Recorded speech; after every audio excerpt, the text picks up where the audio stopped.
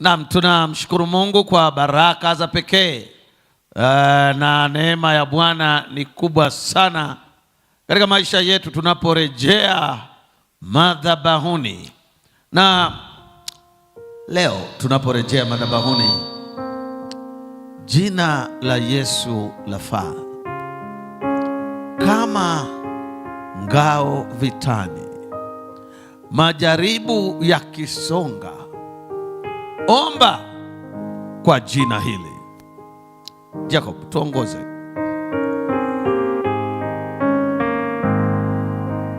Jina la Yesu lafaa.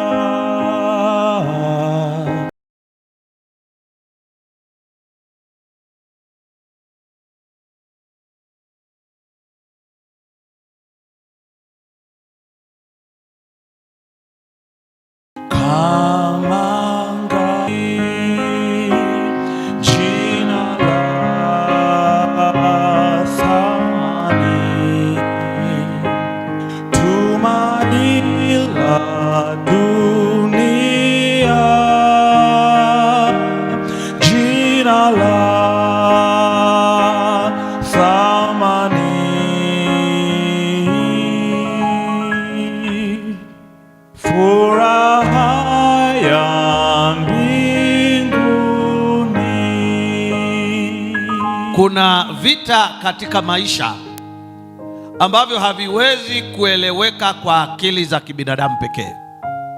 Wakati mwingine watu hupitia hofu, mashambulizi ya kiroho, maumivu, majaribu, kuchanganyikiwa, udhaifu na hata kukata tamaa. Na vita hii si vita tu ya nje, ni vita ya ndani. Na vita hii haikuanza hapa, ilianza mbinguni.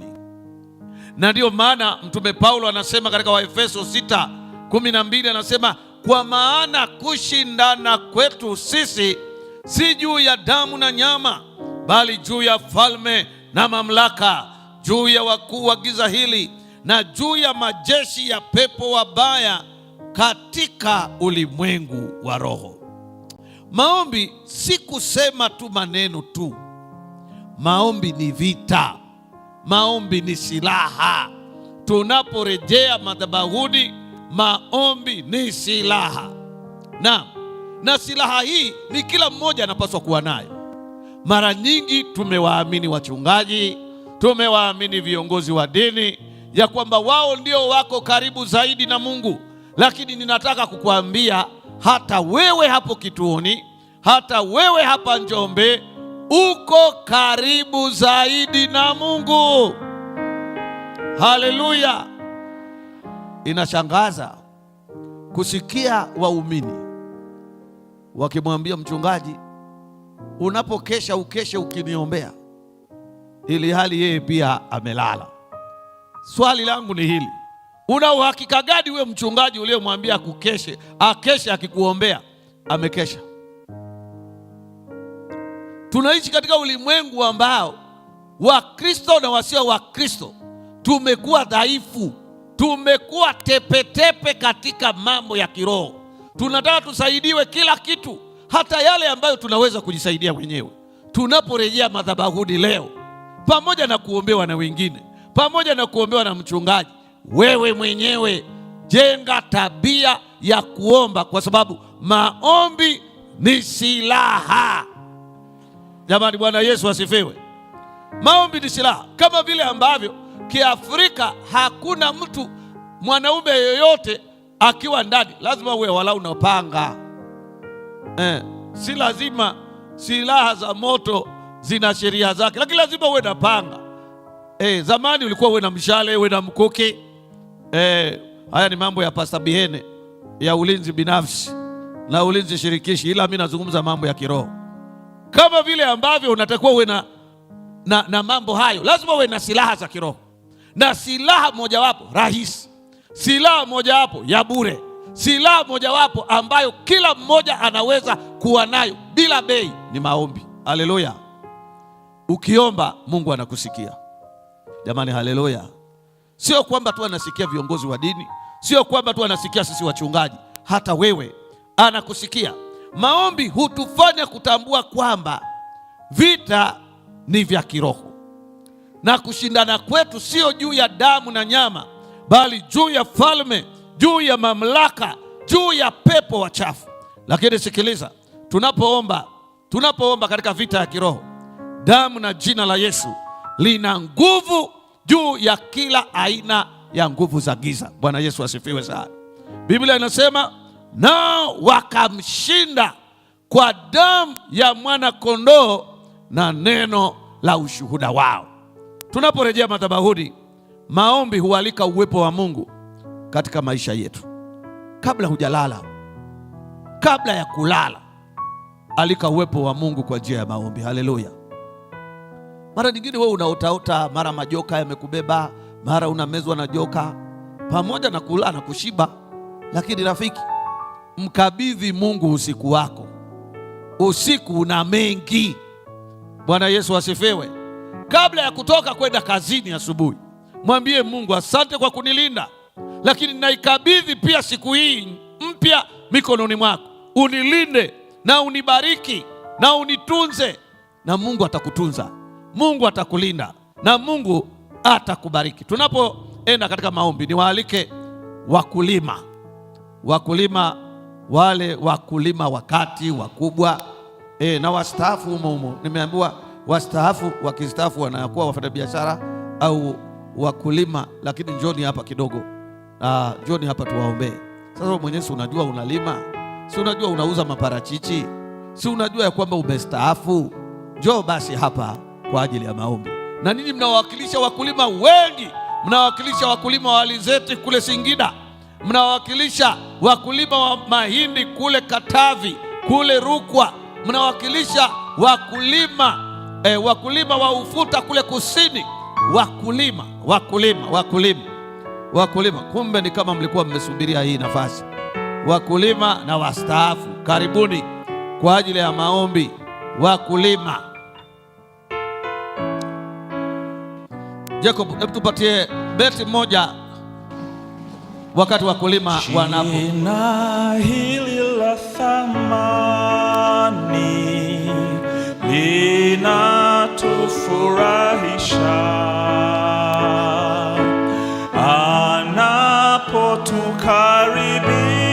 anapotukaribisha na tunapomwimbia.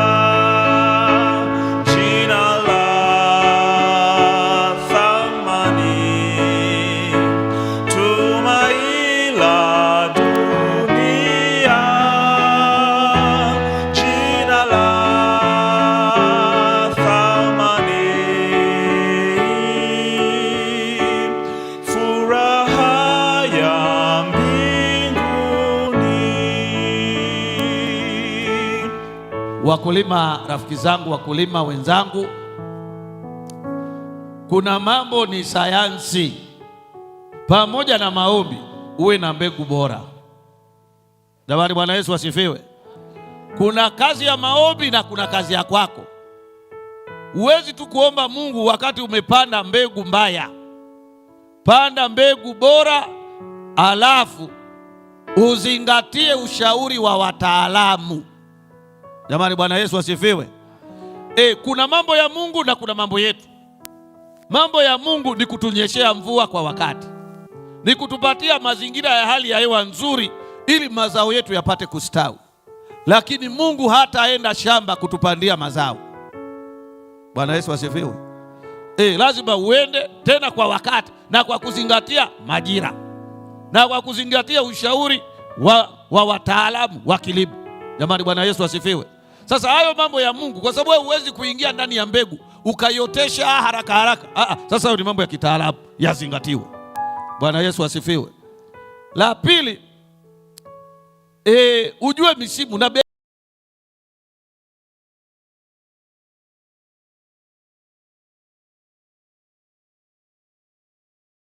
zake. Zingatia pia kwenda kwenye maonyesho ya wakulima. Kule unajifunza mambo. Kuwa mtu wa kiroho na wa maombi haikuondolei kuweka mawazo yako na upana wa mambo. Ulimwengu wa sasa hivi ni wa kisayansi. lazima twende kitaalamu, lazima uende kwenye maonyesho ukajifunze kwa wengine. Haya, nirudi kwa wastaafu. Wastaafu, fanya kazi unayoiweza na ambayo umekuwa ukiifanya. Sio unastaafu wakati fulani mheshimiwa mkuu wetu wa mkoa hapa ni kama alitoa somo kwa wastaafu. Usistaafu ukaenda kununua basi,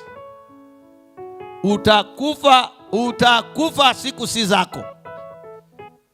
Nenda upate ushauri mzuri wastaafu, na usidanganywe na wao vijana wa mwendo kasi wakakwambia baba, kwa hela hizi tunaweza kununua Yutong. Yutong ya kutoka wapi? Tulizana na ukistaafu usitoe matangazo. Ninakushauri, haya ni mashauri kutokea madhabahuni, usitoe matangazo. Utakopwa na ndugu zako, na alafu wakikukopa hawatakurudishia. Alafu na wewe utapata stress na utakuja hapa tukuombee, lakini stress ulizitafuta mwenyewe. Jambo jingine, mstaafu mtangulize Mungu mbele. Haleluya. Uwe na moyo uliochangamka. Kaa na watu wanaowaza maisha kwa namna chanya. Usikae na watu ambao wanafikiria kufa. Kila wewe unakaa na wenzako, kila saa mnaulizana, umeandika wosia. Sasa jamani, wosia sasa hivi bado unadai jamani. Alafu ukistaafu pia pendeza kama ulivyokuwa unakwenda kazini, umependeza, umefurahi. Sasa sio umestaafu umeachia ndevu bila utaratibu, kipara hakijapakwa mafuta, kinakuwa kama jiwe tu hivi. Kaa upendeze kama ulivyokuwa unakaa kazini, ili watu waendelee kukupa heshima inayostahili. Haleluya. Jamani, tuwaambie amina wastaafu. Haleluya. Yuko dada yangu mmoja alinitumia ujumbe akaniambia, ni kama umetusahau wastaafu kwenye madhabahu. Ujumbe umeupata. Bwana akubariki huko ulipo na Bwana watendee mema. Haleluya. Hebu tusimame sasa, tuwaombee wastaafu na wakulima, na ya kwamba Bwana awabariki. Baba yetu wa mbinguni, tunakushukuru.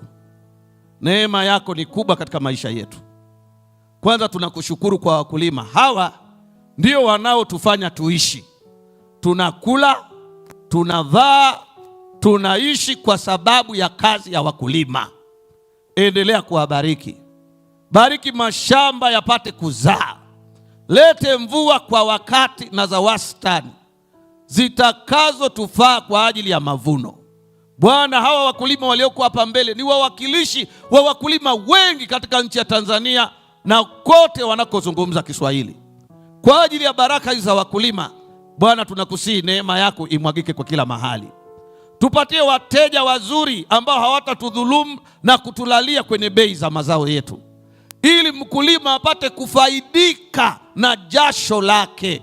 Tunakataa kila aina ya wazulumati, tunakataa kila aina ya walanguzi ambao wanatulalia bila mkulima kupata faida ya kazi yake. Baba, tunawaombea wakulima afya njema. Wako wakulima ni wagonjwa, Bwana tunaomba ukawaponye. Wako wakulima wana changamoto za madeni, Bwana tunaomba ukawakwamue katika madeni. Bwana, tuko na kundi maalum sana la wastaafu, watu waliotumikia taasisi, waliotumikia taifa kwa kujitoa sana, na sasa wamestaafu. Wape miaka mingi ya kuishi, wape ushauri sahihi na watu sahihi na wasaidizi sahihi, waaminifu, watu ambao hawatawaibia, watu ambao hawatawatapeli, watu ambao hawatawaelekeza katika maelekezo mabaya. Endelea kuwapa maarifa, endelea kuwaonyesha ya kwamba bado wanahitajika na jamii, endelea kuwapatia mawazo chanya kwamba wao bado ni bora. Baba, tunaomba, kuna wengine wengi wana changamoto na wanajifungamanisha na madhabahu hii ya hapa Njombe Tumaini Lenye Baraka. Bwana, tunaomba uendelee kutubariki, endelea kutufunika, endelea kutuinua kwa damu yako, kwani tumeomba na kuamini katika jina la Kristo Yesu Bwana wetu, amen. Usibanduke kwenye TV yako. Mchungaji Baraka Sadoki Butoke anatujia hapa na Tumaini.